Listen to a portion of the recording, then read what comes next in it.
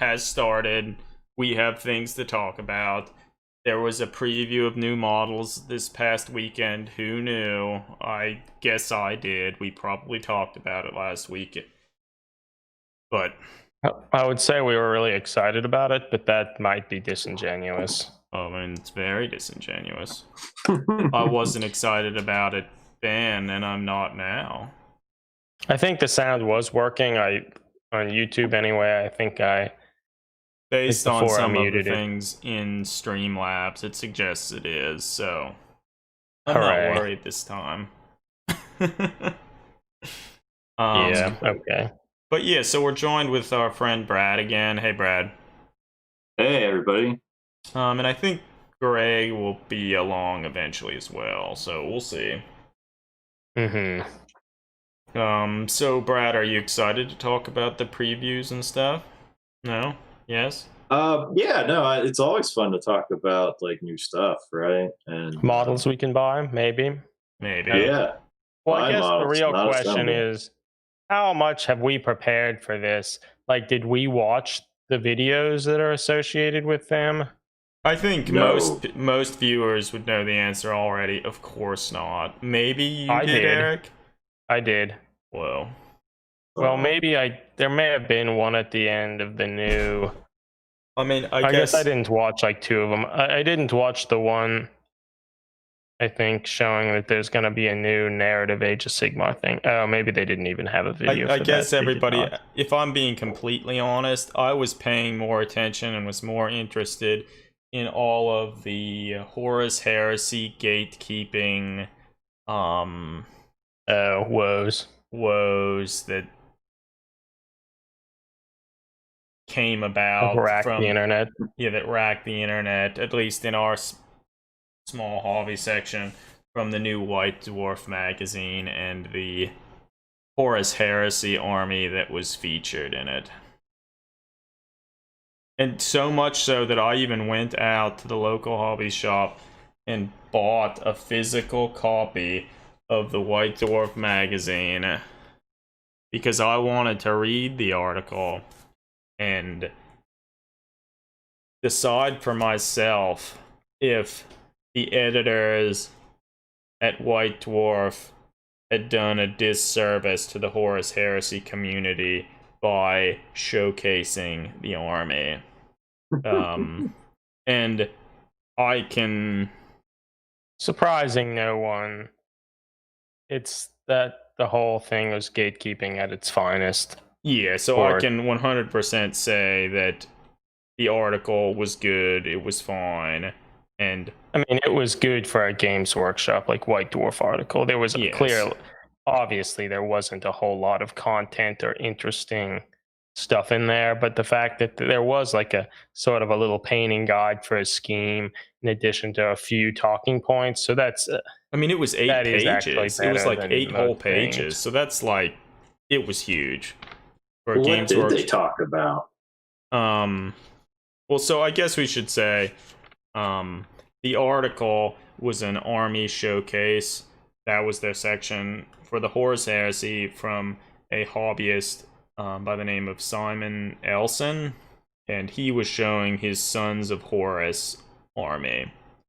And it's 8 pages, it's mostly pictures, and he briefly talks about how he got into making said army.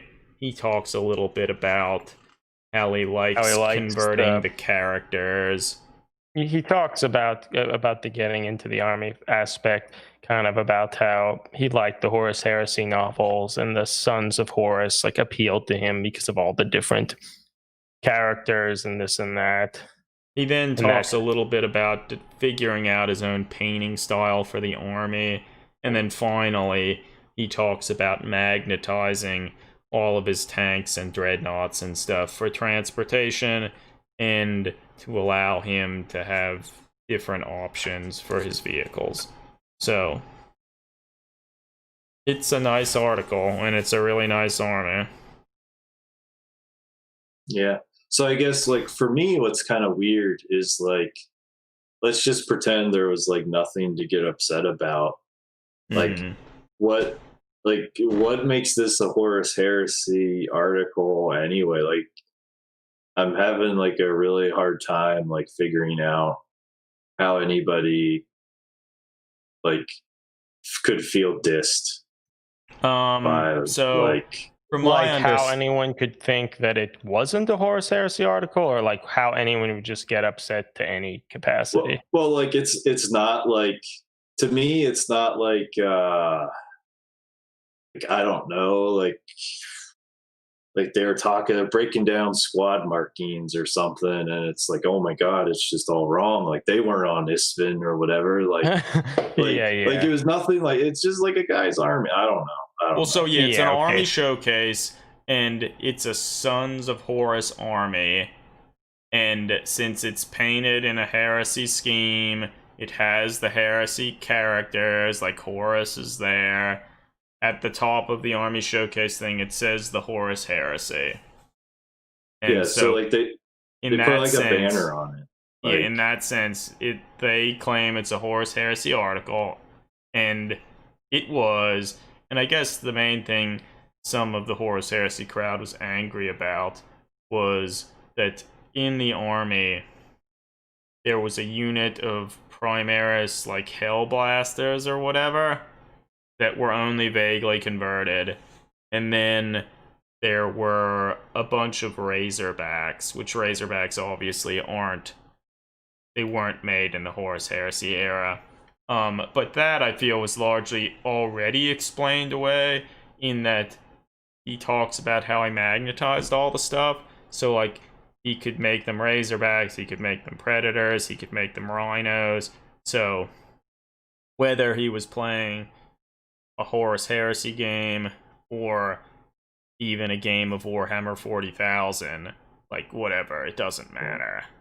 I guess like to kind of like follow on to like Eric kind of said, like if there was nothing, like no offense to the guy and his army or anything, but that's like the kind of content I'm least interested in White Dwarf. And like, you know, I don't know, like it who would get so upset? Like it's just showcasing an army. I don't know. Yeah, I mean, I guess maybe to some extent, some fans are just like, let's say Horus Heresy fans are a little butthurt that their favorite game hasn't really gotten the love and treatment they think it deserves. And when there's finally a Horus Heresy article in the magazine, it's not a substantial one. It's just an army showcase. And when they see that, like, how can I pick this apart and try to say Games Workshop is doing it wrong? Yeah. Maybe. Because I can understand the general thing, like, I wish Horus Heresy was supported more. And, like, that's fair. It hasn't been. And most of the support has been, like, Adeptus Titanicus is Horus Heresy. You know what I mean? Yeah. But so, that is a poor excuse to being an asshole. Well, so one thing that I can say, so I think a lot of the controversy and stuff was maybe not entirely, but it was at least partially spearheaded by the mainly Horus Heresy YouTuber, the channel The Outer Circle, and he made eventually 2 videos about it, kind of saying how he was upset about it and how Games Workshop and the White Dwarf editors were presenting the Horus Heresy wrong. So that got people angry. And the big thing was, well, this wasn't mentioned at all in the article itself, but on Instagram, it came out that Simon uses the army to play Warhammer 40,000, and he often proxies them as Ultramarines. And so you could sort of glean maybe something like that was happening because he had the Razorbacks that he could magnetize. But the article itself said nothing about him using them to play 40k, so like using that as an argument about why it shouldn't be Horus Heresy is fairly disingenuous. Yes. And like he's really reaching. Yes. So And like, yeah, because as you you're wouldn't. saying, Brad, like it's just a fucking army showcase. They do it every issue. They do it all the time. They've done it for years. Yeah. No one and like, cares. And in this case, it's a very well painted army, lots of interesting conversions, models, and stuff. So if anything, the Horus Heresy community should have been happy that Yeah, I they feel that showcased a stuff really like that nice is more army. likely to get people excited and try the Horus Heresy than like an article talking about the proper squad nomenclature for like Shattered Legions after Istvan 3 or 5, I guess. You know what I mean? Like, yeah, I don't really know like what do you even really kind of want? Like, I know what you probably want is the Forge World books to actually get released. That's probably That's what you what want. you'd really want. But see, then the thing on But- top of that, if you watch the Outer Circle videos as well, what's also I found sort of baffling was it's clear from watching both of the videos that Maka from the Outer Circle, he didn't actually read the entire article. Like he missed. He like, read some of it on From- the video. Yeah, he read But some of it then on the video, stopped. which I assume he just got from screenshots from people. But like he missed a few pages that kind of makes his arguments even worse. So I don't know. He didn't present his argument well, and then a lot of his followers just blindly listened to what he said rather than reading the article themselves and got upset. Yeah. He rolled out his jump to conclusion, Matt, and took a jump. And I mean, he does, in his defense, he brings up a lot of interesting and good points that have some truth, but how he presented it all was not good. And he sort of realized he didn't do a good job because he then tried to make a second video where he, in some sense, sort of doubles down on what he was saying. And I don't know. He didn't present a good argument. And I think in general, he, regardless of what his arguments are like, he doesn't really foster a, in my opinion, very healthy community of people around him. He allows people to just be toxic and assholes. And then doesn't really like tell him to cut it out or like you're not being constructive. There's none of that. So yeah. Yeah, well, whatever. Hey Johnny, hey nice Dave, to have you here. hey Johnny, nice to have you Dave. here. But yeah, so who knows? There's a chance sometime soon we'll do an episode of the podcast talking about gatekeeping, because I feel this whole thing was a prime instance of gatekeeping in the Horus Heresy, because I sort of feel like if you had some interest in getting into the Horus Heresy, because like, oh, this new book's coming out, or oh, you always kind of wanted to do something with that, and then you saw, as soon as they posted like an army or something, a Horus Heresy army in White Dwarf, and then it's just all of the rivet counters and all these other people come out and like have a bitch fest about a nice army. It's like, is that really where do you really want to invest your time into also, that? if you're getting into the Horus Heresy now, it seems like a really hard sell to go in and decide to, rather than buying like the nice looking Primaris stuff and try to convert it, to buy these garbage looking resin Primaris models that are all poorly cast, much more expensive. Some of them probably aren't even sold anymore. Like, to go through all those hoops to get something that is like an inferior product, like, yeah, it just seems kind of rough. You just wouldn't do it. And then that itself feeds into more people being like, oh, those are Primaris, that's not enough. So and it uses, like, does it still use the 7th edition rules? Yeah. So the rule is still 7th edition. Yeah. Yes, yeah. True. Yikes. I mean, like, Horus Heresy people, you guys are dunzos. You don't even realize it. Yeah. Oh, and hey, Into the Grey North, nice to have you here too. Yeah, but Games Workshop, if they really want the Horus Heresy to have some sort of a reinsurgence, they need to focus on it a little bit more. And you would have kind of thought that with the Horus Heresy, like the novel series coming to a close, that would sort of drive sort of a fever pitch of excitement. And it has to a point, but they're certainly not trying to capitalize on that. No, they're not. Which is what it is, I suppose. But well, so then in some regards, it also brings up the notion that so there are a ton of Horus Heresy novels and stuff now, but in some regards, like I would almost want to question, like, how much stock do you put in each one of those stories?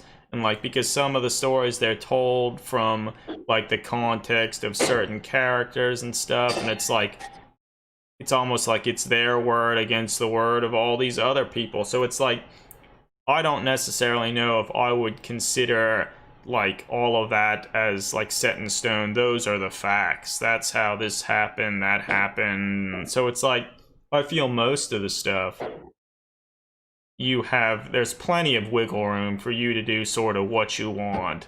And like in terms of like armor marks and stuff, like, I mean, just because Forge World made a few shitty resin sets of some of the different armor marks, I mean, they're older Games Workshop versions of those armor marks that look a little different. They're redesigned, so it's like, I don't know. Yeah, we don't have to keep talking about this, but yeah, often can seem like a pretty colossal waste of time. But, well...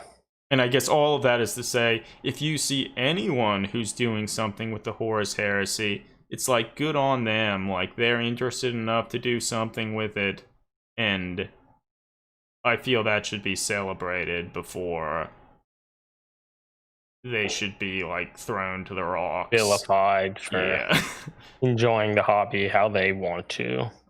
Yeah. Well, yeah, so that was a huge tangent. Why don't we just get into like the normal hobby happenings, hobby hoedown section? Exciting things like Blood Bowl. Yeah, yes. So I've been working on the Blood Bowl models. I have 3 models that are nearing completion. Here I have shown the little Blitzer model. I think the Blitzer might be my favorite of like the models in the team. And here, like, I haven't really done that much with the model. It's largely the stock model, but I have been doing some work trying to modify his helmet to add a little more armor plating and along those lines. And I also like sculpted a little chin strap to keep his helmet on. And so I think in general for this team, all of the models will largely be stock, save some modifications to helmets. And then that'll also, I think each of the helmets will be slightly different. So it'll allow me... You do too much, I'll just never assemble the team, Adam. I mean, see, that's the danger. Like, I already feel like I've done too much already. But, I don't know, I think each helmet will be slightly different, so I don't have to, like, force myself to make each one exactly the same. And I think it will also maybe help with Blood Bowl in general, in that I can differentiate between the models based on their helmets and stuff. And if I actually paint them, which who knows, then I could paint like numbers and all that other stuff on them. Yeah. So I don't know, they've been kind of fun. The models are really nice. It can be said they are huge though. I don't know. I think I took a picture. Do I have a picture? Oh yeah, of let's see if I can bring it up. Let's get it to actually show. We're having issues getting. Why? Thank you, Streamlabs.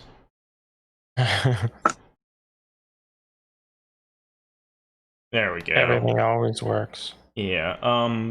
The Blitzer is the same size as a Primaris Space Marine. So, Did you get it up there? It should be up now. Oh, hooray. Yeah, so they're huge. And I mean, whatever, it doesn't matter a whole lot. And I think a lot of the Blood Bowl teams in general, I think they're scaled okay with one another, with all the other teams. Like, the models themselves are big. Like, I think all of the elves are roughly the same size, at least if you compare these to the Wood Elf models. But yeah, if you're wanting, I know some people have used the models to convert stuff for like Ink 28 and stuff, and while I think they would make nice models for such conversions, you have to be a little careful if you care a lot about scale, because they're really big.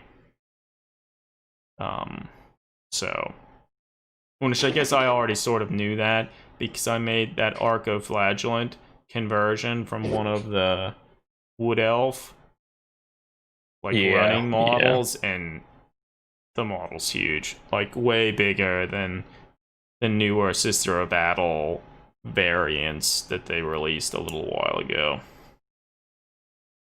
So that, for whatever it's worth. So maybe when the new season's out, you have a nice team. Then we won't use them to play anything. No, Eric. No, wrong. We're gonna we'll finish play all a sorts season. of games. Well, yeah, I mean, we could really try to play some stuff on Steam. No. Well, I'm saying, but that's like in preparation for the real league. All right. We still so we know, so we get familiar with the rules a little bit tighter than maybe I have now. But they're just gonna change when the new rules come out. I doubt they'll change that much. There's the passings all different. Damn. Did you even pass before? No. Of course not. Yeah. Well, I don't know. If we can just continue to do anything with the game or the models, that would be a triumph. Yeah, keep up that excitement. Yep. Hey, Greg's here. Yeah. Hooray. Sorry. No worries. No worries. Nice. Greg's here. Hooray. Whoa. That was something else. Where was that sound clip from? That was for me. To celebrate your arrival. Yeah. Okay, so I've talked enough about what I've been working on. Eric, you've been working on painting, correct? Yeah, still working on the Forge World Harvest slider, and I did a bunch of kind of basic stuff, getting the main scheme down and some chipping and other weathering stuff like that. And then I went back and watched a bunch of YouTube videos about kind of scale modeling, weathering and such, and realized there's some more stuff I should probably do. So I'm kind of going back to redo some of that. And a lot of it after the base coats, I use some Tamiya Weathering Master, like little kind of pigment like things, as well as a little bit of oils and stuff. And I hope to do some more of that. I want to do kind of like an oil dot filter thing, do some like enamel panel liners and such, and then maybe do a little bit more chipping. So there's a bunch of additional stuff I want to do, but I feel as it is, it looks semi-complete now. Yeah, I mean, I think it looks nice. It's kind of a nice brownish gray color. Yeah, so I'm glad I finally started to do it. Like, I'm glad I assembled it after so many years, and the fact that I started to paint it, I think I will actually go to completion. So that's good. Yeah, no, that is good. But there are so many different weathering products and whatnot, and I feel for painting nice vehicles, tanks, and stuff, looking to the scale modeling community, I feel is the ideal thing to do because there's so much collective experience for doing that and making kind of realistic or convincing looking weathered and used vehicles. Like there's just so much available. No, that's true. There is a ton. But yeah, so hopefully maybe by next week it'll be finished. You're gonna add some other decals and stuff to it. Oh yeah, as well, so I think. Like you I added some ordered little some caution decals stripe decals and stuff to it. Yeah, I added a few for actually the Evangelion model I painted. Had some extra little caution stripe decals, so I added some of them, and a few other small like white text sort of decals were added. But I'm gonna add a few more like numerical things and whatnot. But I'm waiting for some of them. I tried to look for older decals, like some Adeptus Mechanicus ones and things like that, to see if they would help. And Yeah. I don't think I have them anymore. Maybe I threw them out thinking I would never paint. I don't know. It makes Regardless, sense. I don't have them. That makes sense. Like, I can't blame you. Yeah. I can't blame you So at this all. is where we are. But maybe tomorrow I think some are supposed to arrive, so Yeah. hopefully that will happen then. Yeah, so no, that's cool. So that's what I've been doing. So Brad, like I know you last we talked you were working on your like chaos spawns and the like, right? Yep. And you're still like playing around with them, correct? Yep. And how are they going?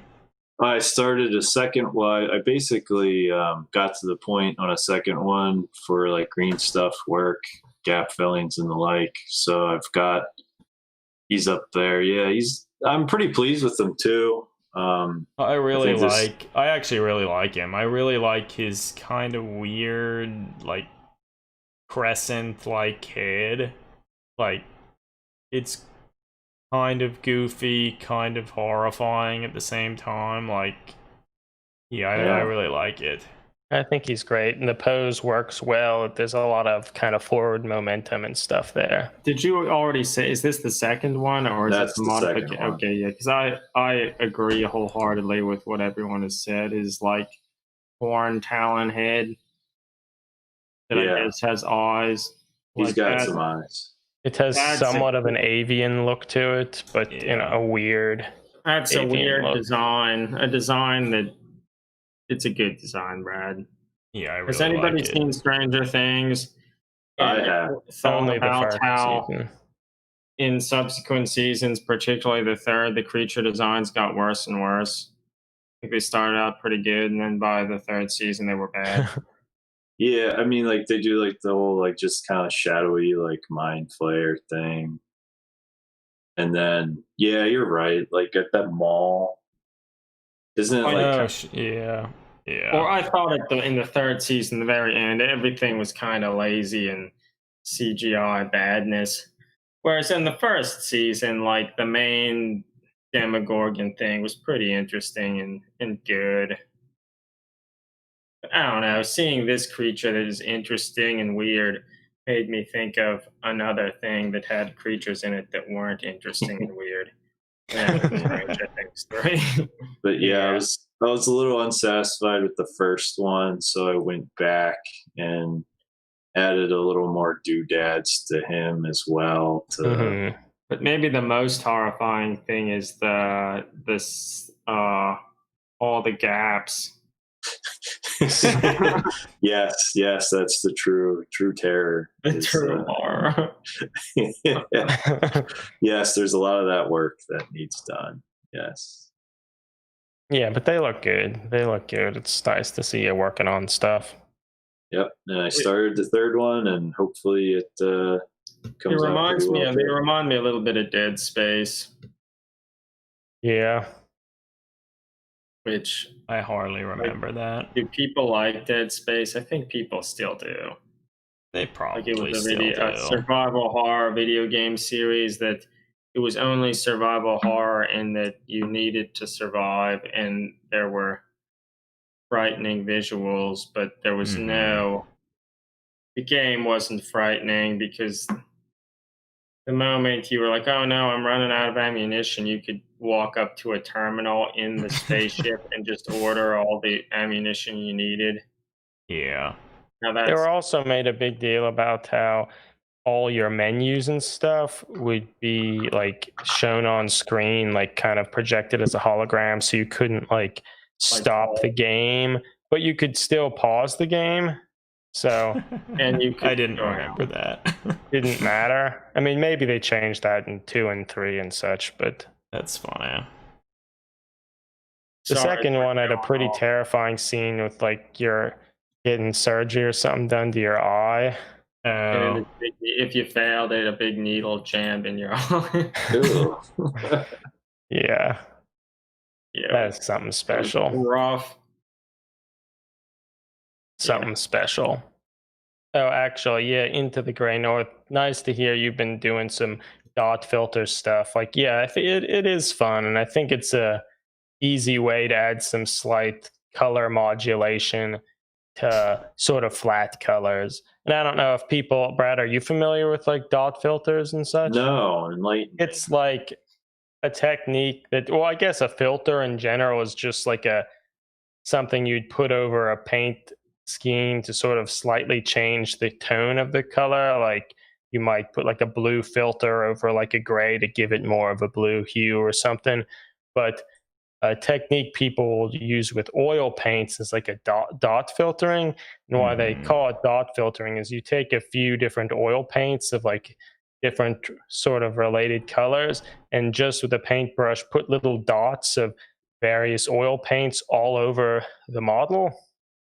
And then with a brush that's lightly wetted with thinner or like white spirits, you essentially in broad strokes brush those off, and such that you like blend them in together and kind of remove a lot of it, and can add some like subtle streaking, and just like color variation moderately changes the color. And since you used all these different colors like whites, or in the case of this lighter, I'm probably going to use some like white, like dark brown, some blues and grays and different colors, such that the ultimate tone of the model will change slightly and it'll be slightly varied.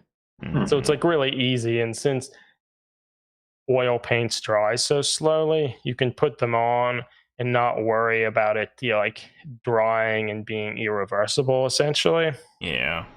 Whereas like if you try to do something like that with acrylics or GW washes, like acrylic washes, like they dry so quickly that you don't really have time to work with it. Yeah. But so it's a pretty easy oil technique, and you can do it just like general artist oil paints or ones that are more formulated for miniature stuff. Like it doesn't matter that much. But it's like a good thing to do like after you've put like a basic coat of paint of like the basic color. You can do that to help add a little bit more variety and interest into it before you maybe do some panel lining and other stuff. But yeah, so that's something I will hopefully be doing soon. Yeah. No, it's cool. I look forward to seeing more progress, both on the lighter. I look forward to be finished with it. Yeah, and Brad, seeing you start doing some like sculpting and stuff like that on these. Yeah. I want to wrap them up because I got the slave ogrins coming. So no, that's cool. Did they go on pre-order last weekend, such that you could buy them this weekend, or is it? Yes. Okay. Yes, I think that's how it works. Yeah. You're going full bore, $80, 6 ogrins? Hell yeah, man. All right.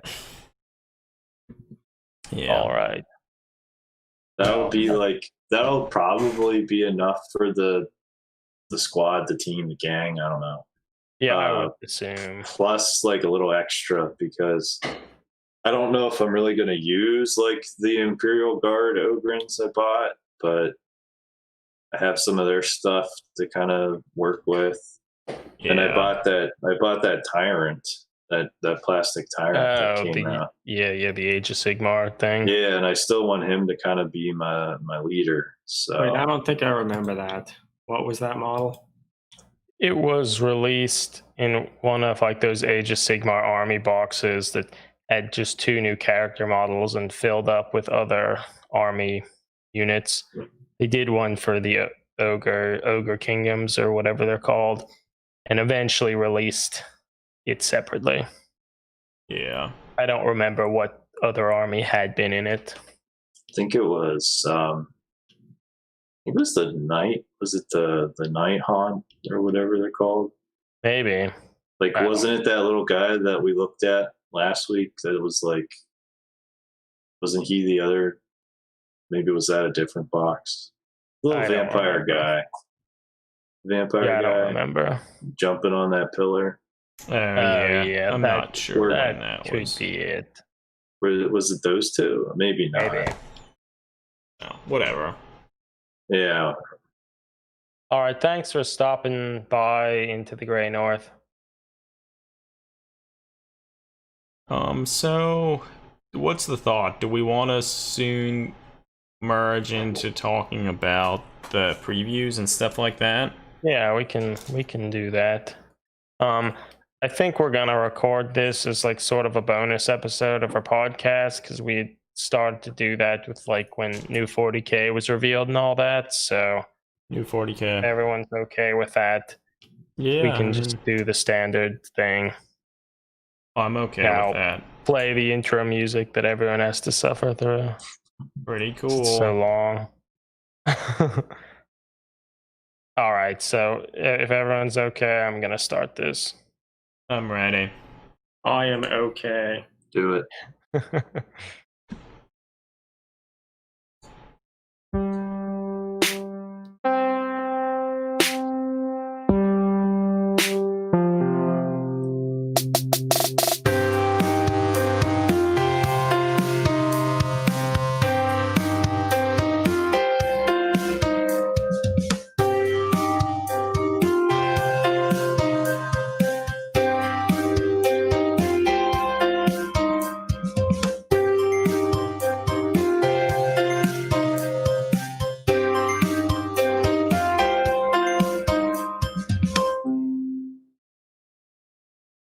Hello, everybody, and welcome to Dragged into Turbolasers, a Between the Bolter and Me podcast.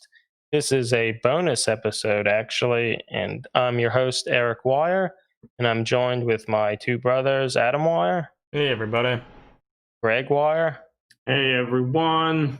And we're excited to have our friend Brad back again. Hey, Brad, nice to have you here. Hello, everybody.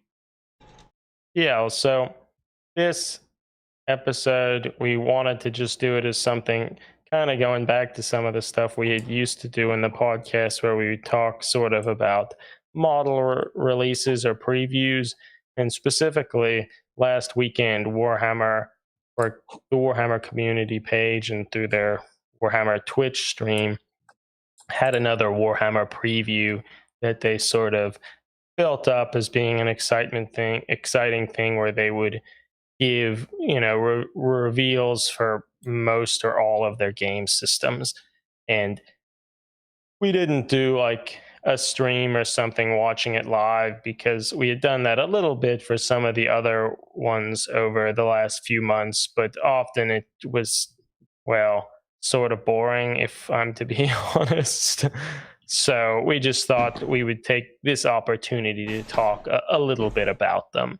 So I guess with that, does anyone have any general impressions, Brad, or do you feel it was exciting? Or I feel like they conditioned me after the previous the previews to not really expect too much, and I wasn't really that disappointed. I feel that is a good point, because some of the very initial ones, they were really hyped up and often were continuously somewhat of a letdown, but at this point, we've become somewhat accustomed to these things and know that there'll be some interesting stuff, but probably won't really change much or really rock our worlds. So I feel this was kind of much the same. But they did reveal a bunch of stuff pertaining to largely all of their games. Not all of it that new. Some of it was just sort of re-showing models that we were aware of, but I guess with that, maybe we can just go through some of the stuff that they showed and just get our impressions. I barely even looked at these. I don't know. Well, so it's going to be a fresh reaction. Yeah, we'll get a fresh reaction. So maybe with that in mind, what was Horus the first Heresy, thing? Don't care. Oh, I see that. Did they even show anything new for the Horus Heresy? Yeah, what's your reaction from Horus Heresy? So yeah, they showed the Lion, like Lionel Johnson, but you know we've seen the model before. So I guess was the big release that's just they confirmed the release date of the next book. Yeah, they're finally like book 9. The next book 9 is finally gonna be released, and honestly, I think it's at the end of September or when was the mid-September. last Horus Heresy book even released? It was probably a long time ago, right? Yeah, I think it's been quite a while. So I feel if you're in the Heresy, at least that's exciting that finally something is coming. But in terms of models, like you see the Lion, he still looks pretty good, but it's not like a new thing. I guess they did reveal some new models in the form of some Night Lords Terminators.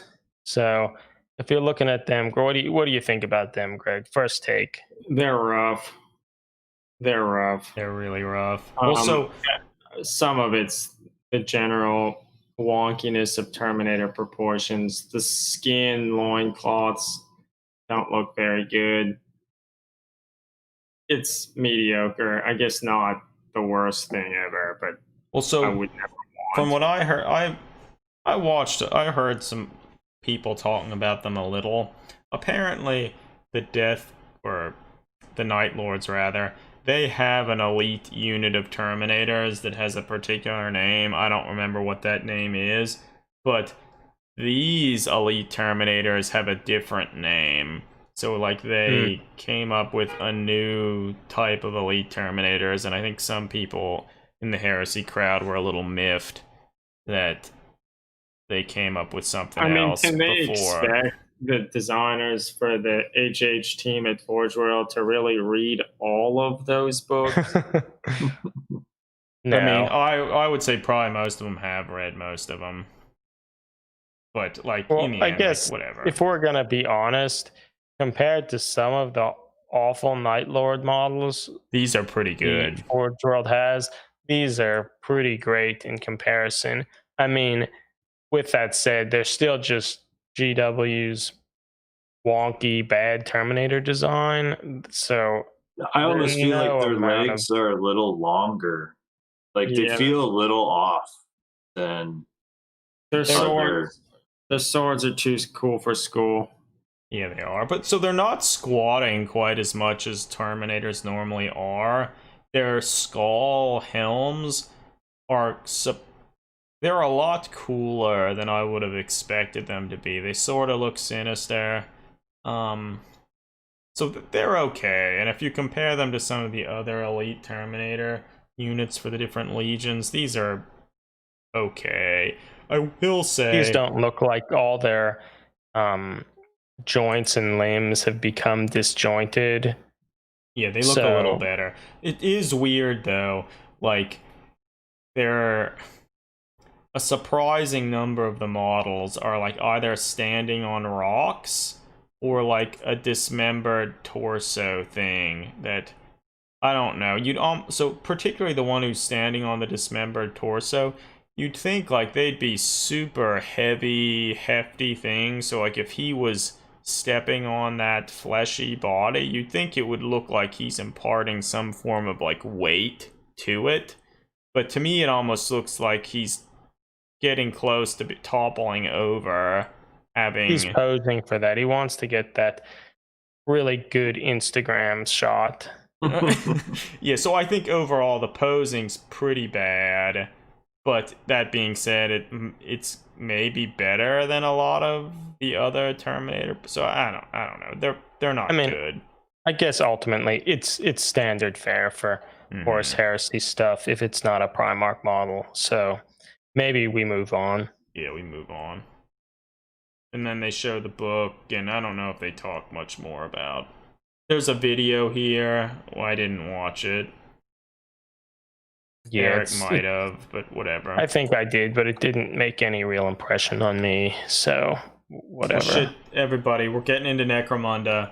I think everybody was excited to see them tackle another one of the gangs and add some new models. Like they've already done Escher and the Goliaths, and so it looks like now they're focusing on the Orlocks. And I guess that's another thing we knew was happening because they already sort of laid out the timeline, and we knew this was next. So I guess but they showed it to us. Longtime viewers of our streams and stuff sort of know we really don't like the Necromunda Orlock models. Like we've really been hard on them, and so I guess this is sort of their opportunity to do a little more with them. Maybe rework some of the designs and make something better. I'm not convinced they'll be able to do it, but let's see what have they done. No, they're gonna be better. They almost couldn't be worse, I guess.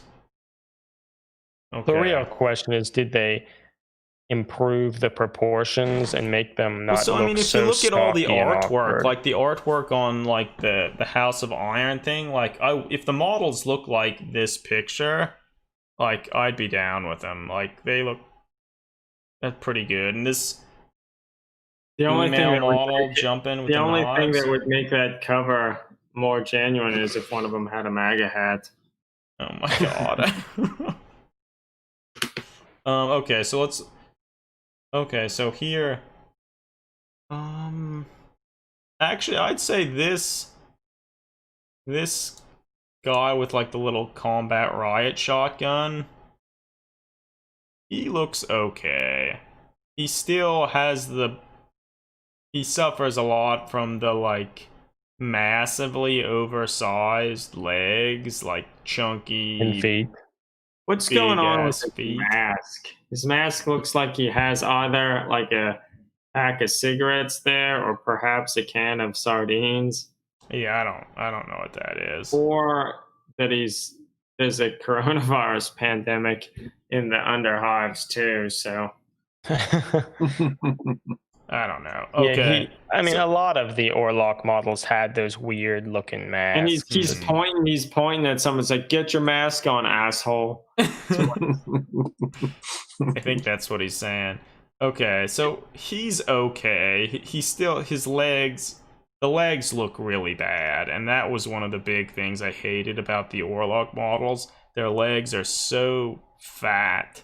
He looks so stiff-legged, like almost like his joints don't work. Well, and he has all the padding that a goalie in hockey would have, right? Yeah. So he looks like he's playing for the Broad Street Bullies. Go Flyers! Bring it down. Bring it down, Flyers. Okay. So then the next one is they add almost like a little power lifter exoskeleton to the model, and do a little more with the power claw type design that we saw a little bit with the Orlock models. And I feel he's maybe one of the best. Like having the power suit's kind of cool. Two of the sort of neat, interesting power fist thing, but he's somewhat weakened by the fact that his exosuit and power fist weren't enough. He needs a hammer now. Yeah, I feel if he didn't have that hammer, it would be better. But so, the little exoskeleton stuff, you could almost make believe that, the armor plating and stuff on his legs are actually integrated with that exoskeleton, and then that kind of makes sense. Yeah. He's okay. He reminds me of the robot from Futurama who always wants to give people the clamps. That's what he reminds me of. Give him the clamps. Yeah. So he's okay. Okay. What? Oh wait, is that the only two they show here? Okay, so they're not horrible. And then they finally released some female Orlocks, and that's cool. I'm glad they are doing that. That's a strong, like a good step. So these, there are models that have these sort of pseudo jetpack things, which is, I guess, unexpected, but sort of cool, I guess. I mean, I feel the female models are sort of an improvement over a lot of the male ones in that they just decided, since to make it female, they'd make the legs and stuff like that a little smaller, and that helps. The feet aren't quite as big and clumsy looking, but the legs are still, they still kind of have that clumsy, ham-fisted, like wonky look to them. They just look really stocky and more caricatured than most of the other Necromunda warbands. So I feel they've maintained the same sort of look that I never liked from the Orlock models. And they have their gloves, like their fingers and stuff are pretty small, but then they have these like huge, like almost like they've wrapped their hands in bubble wrap, and then you can see their fingers poking out of the bubble wrap, so it makes their hands and fists look overly large and kind of weird. Their hair looks kind of weird too, really. And their pistols, I hate their pistols. Like, they sort of remind me of the old Gorka Morka. It looks more like a flare gun than like. We've talked about that. The barrel doesn't look like it's lined up with any of the wheel, the shell, like with the wheel, and it's lined up with the axle in which the chamber rotates. Which so yeah, like it doesn't make sense, and it looks bad. Again, part of the course, Games Workshop. So they have some with hand flamethrowers that don't look very good. They're big boys. Yeah, they're huge. I mean, gigantic head. I don't love it. They're just bad. The models are bad. But they're better than the old ones. Let's stop talking about them. Then the female ones, they're not better than the old metal. No, I like models. This girl with the knives. She's probably we're the not best. Talking about the old metal Orlocks. They're a different era. Yeah, this model here is probably the best. Like, her face looks pretty good. Since she's female, her legs are a little smaller and less overly steroid muscled, and they look okay. Yeah, so they're okay. I guess, then the only other models they have for them are some like cyber mastiffs, and I feel people will be happy to have these. They look pretty good. Yeah, I don't think they don't look too bad. And I don't know. I think people think back to Inquisitor and how they sort of introduced these, and I think people have kind of liked them for a while to go with, the Arbites and stuff. So I think people will use them. Yeah, they look pretty good. They're probably the nicest of the models. So they're okay. Yeah, they're fine. Nothing to write home about. Did they show anything new for Warhammer 40,000?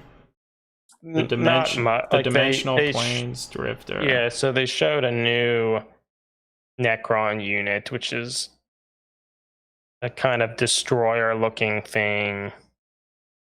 That's sort of like a Deathmark destroyer. They have a sort of a fun video that they made that was sort of tongue-in-cheek, kind of pointing to like the man with no name, and like gunslingers and stuff. The dimensional planes drifter. I'll have to watch that after this. Yeah, and they have, instead of like a fistful of dollars, it's like a fistful of, I don't know,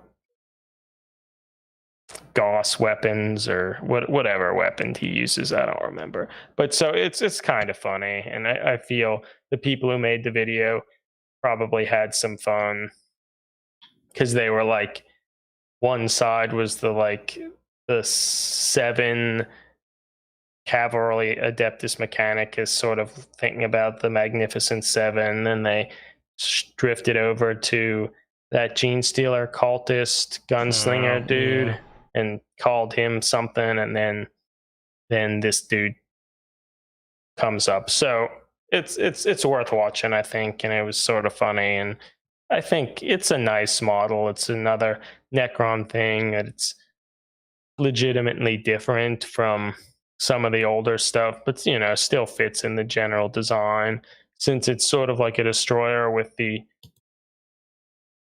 death mark vibe. Yeah. So those sniper Necron characters, his head has the sort of 7-eyed look to them. So it's not a huge reveal for Warhammer 40,000, but I guess after the release of the new edition with all that stuff, they probably wanted to somewhat minimize that and focus on other games. Yeah, I like him. I don't know. Does anyone have any other comments about him? Not really. He's a Necron guy. Yeah. Yeah, that's what it is. It's true. They also just revealed some stuff, maybe some new kind of books to play, some campaign crusade stuff that's actually to maybe advance a particular narrative, which I don't know, could be fun, as well as some new terrain sets to sort of fit along with it. I don't know if there's that much to talk about, however, particularly from people like us who don't really play the game, and it's more of the same sort of terrain that looks fine, but maybe it's nothing as exciting as like the Zone Mortalis stuff. Well, I'm worried about them pushing this stuff out, and like, what are they going to drop? Like, what other terrain are they going to get rid of? Because they got this stuff. Not the container boxes, hopefully. Hopefully not. I haven't bought any container boxes yet. We never did either. Like, I like them. I don't know. I feel the fact that I forget the gentleman's name who has been designing most of the terrain stuff. He's done a great job of really trying to make all the terrain kits fit with one another and be. Isn't it like Ray? Starts with a D. Ray. Yeah, I'm not sure, but he's done a good job of trying to make all the heights match up such that you could use the Sector Mechanicus stuff with the Zone Mortalis things and all those things. So I feel maybe that foresight in his to create these that way maybe will help keep some of them, around longer. But who knows? It's hard to judge. Yeah. But I think that was the end of the 40k stuff. Yeah. Oh shit, Warcry. I'm sort of interested in Warcry. I've played Warcry a little. Yeah, so Warcry was interesting. They announced a new boxed game. And to do it, they have like a little animated video, which was somewhat fun, although it was a little weird that it starts out with an Iron Golem guy. It kind of facing off against kicking. Facing up against a Untamed Beast guy, and they're kind of posturing at each other, trying to look vicious and such. And then it just immediately goes to the Iron Golem guy Spartan kicking the other guy into a hole. So there wasn't any build up to it. So it's just like they're posturing, and the Untamed Beast guy decided, like, I'm going to stand right next to this gigantic hole. Like, they just wouldn't do that. So it was kind of weird and a little bit rushed. But regardless, it announced a new game, which kind of takes the Warcry fighting and such into these catacombs, such that you can kind of play subterranean such things, and they have some tiles and whatnot, which, is fine.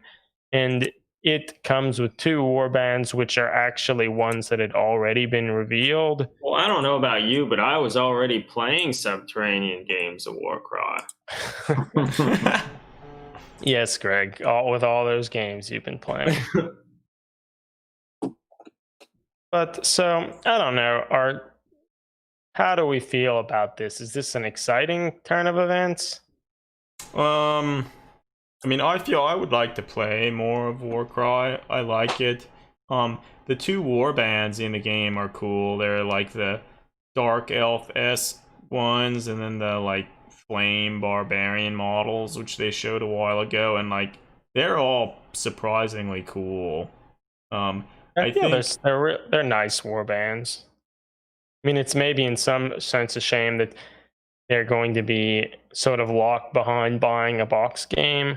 Admittedly, they'll sell them separately. Eventually. Like the biggest thing that I thought of when seeing these, since I'm making this like Dark Elf Blood Bowl team, like I feel like some of these Dark Elf models, like I could very easily take a few of these, convert them a little to use as like Blood Bowl, like Witch Elves, or like an assassin. And then you can use that team to play Warcry. Yeah. That's true. So like I almost feel like I could see getting some of them to convert a few other players for Blood Bowl. I guess the only thing that is possible, they might be smaller than the Blood Bowl team. That's true. Because the Blood Bowl models are huge. I kind of wonder how the rules will change to accommodate this stuff, or if it'll be the same. Because one of the main Warcry things was that you draw, like there was a deck of cards that you would draw, and it would kind of tell you how to set up terrain and things like that. And I wonder for this, you think it's the same thing, but you just set up cardboard tiles based on what you draw, or do you think some of that was minimized just to like these are the basic setups you can use and just have at it? I don't know. Like we'll have to see more about it. I can't take credit for this. I think I saw it on Twitter, and somebody pointed out that this looks a lot like Arena for kill teams. Like the pretty symmetrical board, like just the main thing. The only plastic really are some doors, doorways. Yeah, like, it does. So maybe this will add a more substantial competitive scene. So I don't know. And I guess ultimately more Warcry stuff is good. Like, because if they wouldn't have started to release some of this stuff relatively soon, it would have. Anyone playing it seems like, wow, it's already dead. They've stopped doing stuff with it completely. So this is a good in that degree. And also, they're releasing both of those warbands finally, such that they could move on, and they're no longer just trapped there, knowing that, well, this has to be released eventually, but it still hasn't, and there hasn't been any new stuff. Which kind of felt a little bit like that with Necromunda and like the Ogren warband, which felt like it was revealed like 4 months ago, but that's finally being released now. So yeah, I'm excited about it. Both warbands in it are cool. They'll be good for all sorts of different conversions, I think. I don't know. I'll have to wait to hear more about like the game itself and how it changes Warcry. But depending on what they do with it, I think it could be kind of exciting. Because we actually have warbands that we could use or play Warcry with. So no, I've played. They're even painted. I've played a bunch of games of it already, and it's fun. Yeah, we should try to do that. It seems like low-hanging fruit. Yeah. I guess they also talked a little bit about Warhammer Underworlds. Oh yeah, so Beastgrave's already cycling to the next thing. Yeah. What is it even called? Direchasm. Direchasm?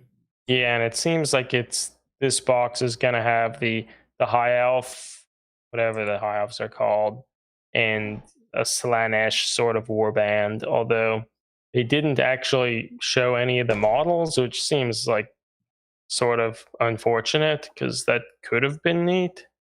I guess, although that's not entirely true, in that they did show one model from one warband from the Direchasm set of warbands that won't actually be in the box, and that's actually a Lizardman model.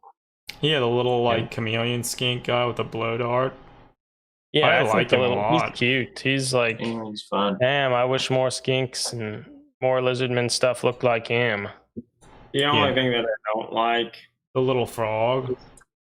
Yeah, I mean, like, what? He has little blow darts in the frog's mouth. Like, if that's supposed to be a dart frog, I believe they exude that from their skin. They do. They're not venomous, so yeah, like what's poisonous? Is that? That doesn't really make sense. You could cut that. You'd have to cut that off, I feel. And I guess you could argue that this is the Mortal Realms. Everything is different. So that's not. Yeah. He has fangs. Mystical. But yeah, I like the model. Hopefully there are other skinks and stuff that are cool looking. It's not just some bad looking Saurus warriors. Well, hopefully it's good looking Saurus warriors, right? I mean that is true. But based on the Blood Bowl team that was released not that long ago, I don't have high hopes. But I already let's stay positive about it. They could be good because in general, like almost all the Warhammer Underworlds warbands and models are pretty strong. So FBO Games Workshop has put a lot of effort to make nice looking models for relatively small warbands that have a lot of conversion potential and just, nice looking little warbands. So I feel they'll probably follow suit with that. Yeah. But so that's good. Like, I still like Warhammer Underworlds. I guess I really haven't played anything but the first season, so I don't really, with the addition of magic and some of those other things, I don't really know how that's changed it. But I like the card-based component of Underworlds and just sort of the speed and kind of tactical thinking that went into it. So more of it's good in my book, I guess. Well, if we're going to talk low-hanging fruit, I think the other Underworlds product they announced would be something I'd be excited to try. I think it's kind of funny. Arena Mortis from Beastgrave? Yeah. Arena of Death. Grab a single fighter and face off against between 2 and 5 other players in a fast-paced and brutal hunt for glory. Oh Jesus, that sounds like what I'm right up that alley. I painted one orc. There you go. You're ready. Yeah, you're ready. Incredible. And like, I don't know. I could use Slambo. I painted Slambo. They had the rules in the old White Dwarf article. Yeah. I don't know, maybe a year ago. And it seemed pretty interesting where you just kind of beat up on people, you kind of respawn. It's coming away in September. Fuck yeah. All right, so we have to get into it then. Yeah. I can use Slambo. That would be a good excuse for me to like paint another orc. Yeah. I painted half of a second. That's pretty good, man. They also, I guess they showed something for Age of Sigmar. They have another boxed game. Oh yeah, so as it seems to be what the main or one of the main ways Games Workshop sort of slightly updates different armies, that they release a box or sort of like a box game that has 2 small armies and then a new character model for each. Yeah. I like is this like a Slaanesh like champion? He's pretty cool. Yeah.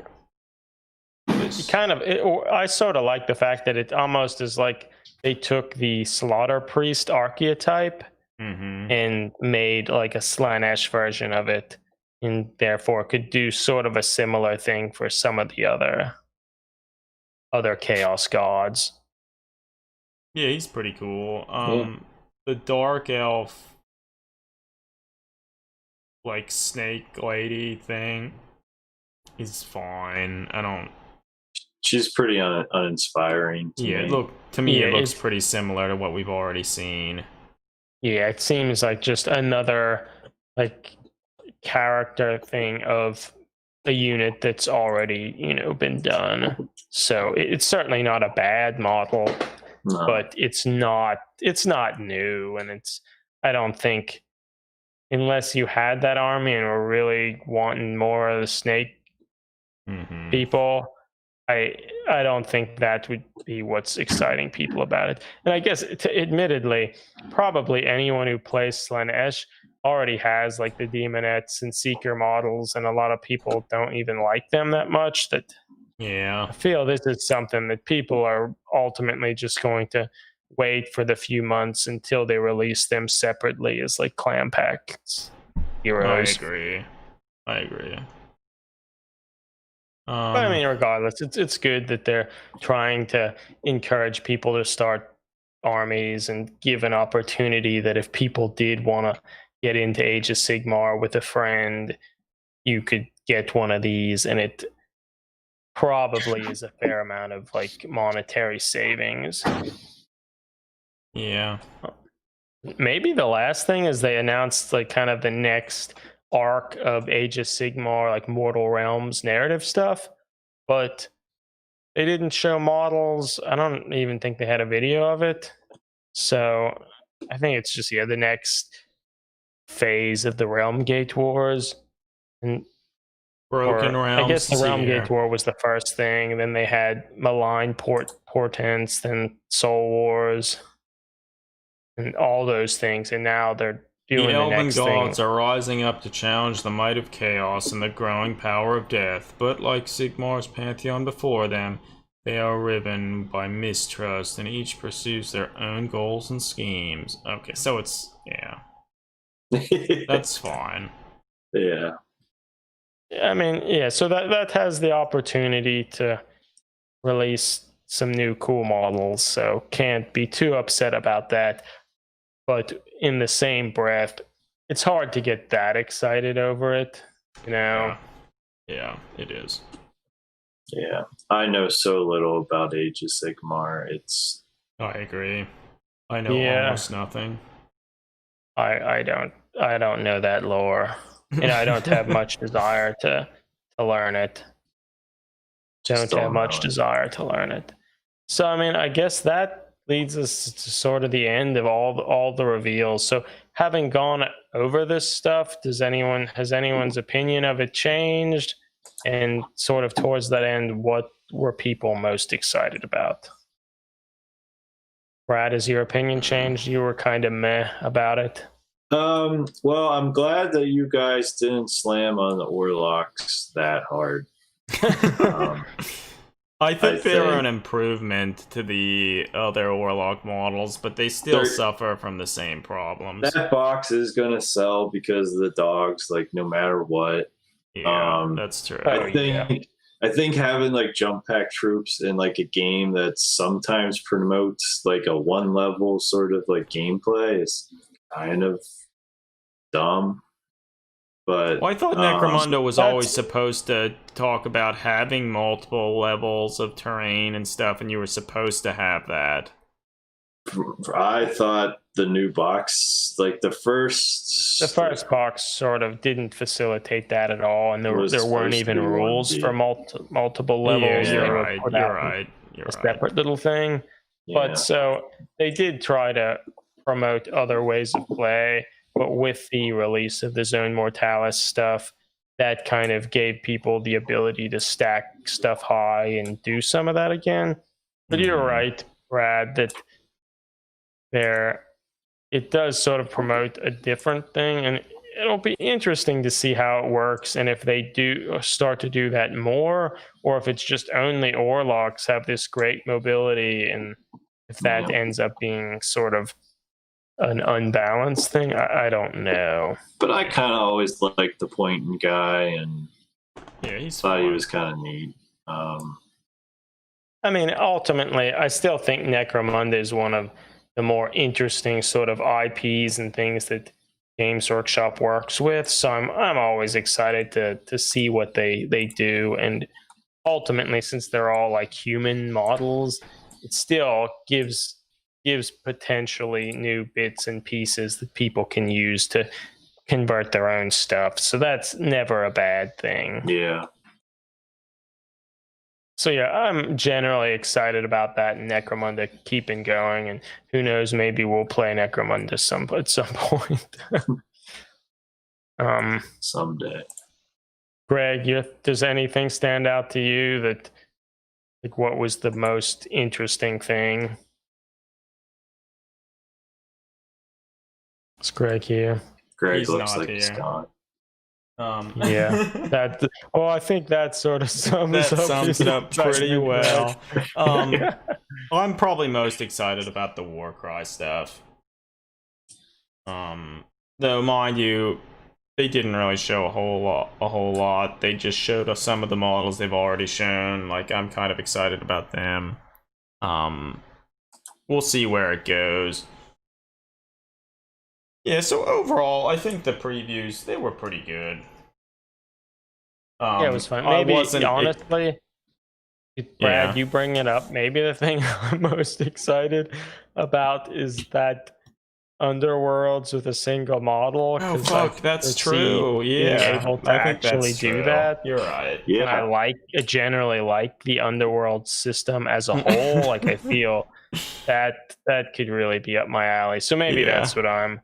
Yeah, you're right. Like we can all get together and play. Like, But so they were already rules that I guess it says expands on those rules. So even sense that they're expanding on something, but doing it better, adding some like of the card stock tiles and the tokens stuff, which will allow for kind of a better play experience. So I think I like that. Yeah, presumably some of the cards, like it's gonna have cards in it, will be a little more geared towards this format. Mm-hmm. So honestly, to me, that's maybe what I'm most excited about, because I foresee being able to do that. And I already like the Underworld system. Yeah. Oh yeah. Yeah, that's the best thing. Yeah, I think it is. So yeah, I don't know. The previews, I wasn't expecting anything, and they were okay. They were pretty good. Wasn't expecting anything, didn't get anything. Yeah. Nah, it was fun. It was fun. Yeah, so I think we covered everything we need to, probably, in the previews. I think, maybe we can call to a close. We can. We sure can. And should. I'm pretty sure we lost Eric. Uh-oh. Because he's certainly frozen. That's bad news. Because he's the one that turns it off. Yeah, and does the podcast, whatever the stuff. Yeah, so I don't. We'll see what happens. He'll just edit us all out. It'll be fine. Yeah. Yeah. So I don't know. I think we're good. Thanks. I think that was pretty good. Oh, hey, Squelch. Nice to have you here this evening. Sorry we didn't comment earlier, but we were in the midst of what will hopefully be another episode of the podcast. Because we're gearing towards having the only posts on our blog this month be podcasts. That's not true. What we're working towards. True. We're gonna have a Blood Bowl post. Yeah, I owe you guys one, right? I'm supposed to. That's true too. Come up with something to type up. Type up the stuff. Here we go to the stadium. Brad, that month ends on Monday. We need it by Monday. But no, we'll have a post about the Dark Elf Blood Bowl models that I'm working on. So there's still time. But go to the stadium. Yeah. So I guess we could ask viewers and stuff, if people are still here, is there anything from the preview that excited you? Or people still excited about the Horus Heresy? A new book's coming out. I don't know how long it's been since the last book, but I would venture a guess it's probably been years. So yeah, I don't know, we'll see. I'm not excited for anything pertaining to the Horus Heresy. Yeah, that makes sense. So, I mean, I guess there's one thing we could talk a little bit about. I went to my local hobby shop and wanted to support them a little, so I bought this Lord Inquisitor model. What's the model even called? And I haven't looked at the model a whole lot yet, but I guess we can look at it on stream here a little bit. Yeah, we can. Let's do it. The biggest thing that I was sort of surprised with, I think, was how big she was. Well, no, so I think she's actually scaled pretty well. Like, I think. Eric, we moved into unbox the clock. Okay. I could hear you talking, but my computer had locked. Yeah. So I don't know. Somehow we're back to that again. Cool. But I still got the recording, so because it was done in a separate thing. Fantastic. What I would say, so like, I think the model's actually scaled relatively well. Like, she's certainly smaller than the Prime Era Space Marine. Maybe not wildly so, but like the thing that shocked me the most was, look at how small her feet are. Like, what in the world's happened? Her feet are small. They're like actually probably. Is she stepping up on something? Obviously, she's stepping up on a rock. But like, holy shit, these may be the smallest feet like I've ever seen on a GW model, a recent GW model. So like, I think probably the most exciting thing about like just character models in general, I think Games Workshop just gives the sculptors more room to experiment and do what they want with the models, because like this model, the proportions and stuff are like, I feel remarkably good. And like, I really like the model. And the model itself is also surprisingly like clean. It's not filled with all these extra dumb, useless details.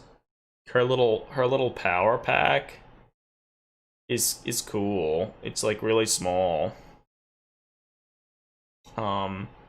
Obviously her shuriken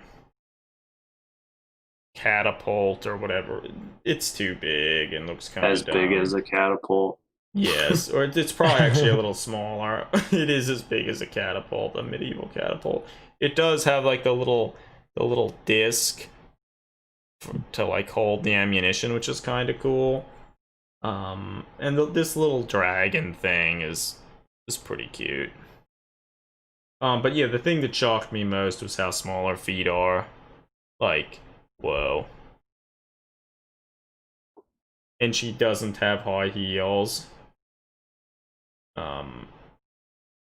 It's a cool model. I feel maybe I'll try and use it to make like a really quick conversion, maybe to make like a Necromunda like bounty hunter or something. I don't know, we'll see. Yeah, do you have any like that? That'll be the thing, trying to figure out something to actually do with her. I probably won't use the little dragon thing. Oh, I bet I could use the dragon thing for my Blood Bowl team somehow. You could be a mascot, yeah. Or your coach. Yeah. Yeah. But so yeah, overall the model's nice. And she has small feet, which is like remarkable, I feel. So yeah, we did a short unboxing. Who knew? No one was expecting it. That's true.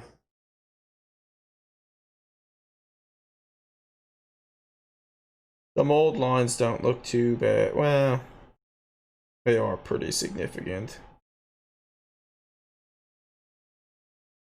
But it's okay. So yeah, it's a cool model. If you want like power armor, like an Inquisitor in power armor that doesn't just look like Space Marine armor, like this is the go-to model for you. And also, the model is like androgynous enough that you could say it's male or female, so like you're free to do essentially whatever you'd want with it. It would be easy enough to change around and modify the arms and stuff as well, change the head. So like I feel they designed it in a way where you can pretty easily do all manner of things and conversions without too much effort.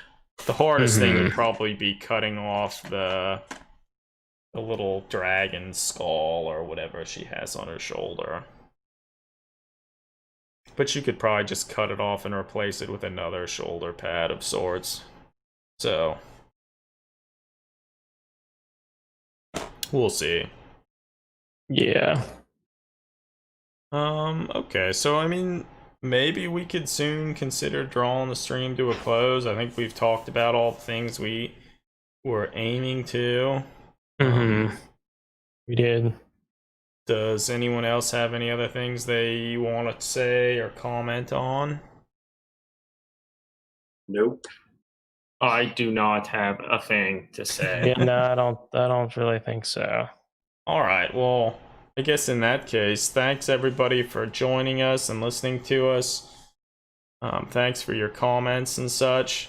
Hopefully you enjoyed our conversations and ramblings about the different models and such.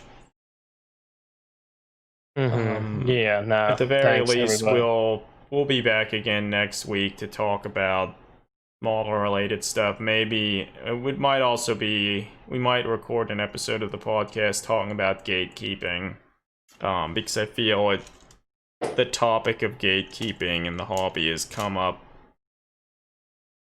up pretty frequently now, and I think